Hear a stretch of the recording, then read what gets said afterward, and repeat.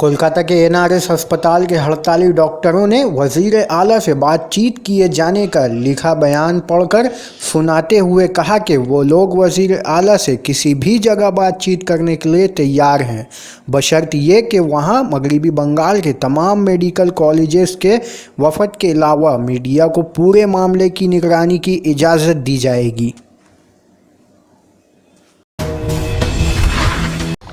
Media ইন্টারভিউয়ের পর আমাদের তরফ থেকে জেনারেল বডি মিটিং ডেকেছিলাম, যাতে এই অচলাবস্থার অবিলম্বে সমাপ্তি হয় এবং সাধারণ মানুষের দুর্ভোগের শেষ হয়। আমাদের মিটিংয়ে যে কথাগুলি বারংবার উঠে এসেছে এবং তার পরিপ্রেক্ষিতে আমাদের সিদ্ধান্তগুলো এখন জানাচ্ছি। গতকালকের মাননীয়ার প্রেস বিবৃতি ছিল বিভ্রান্তিমূলক, সেটা আগেও জানানো হয়েছে।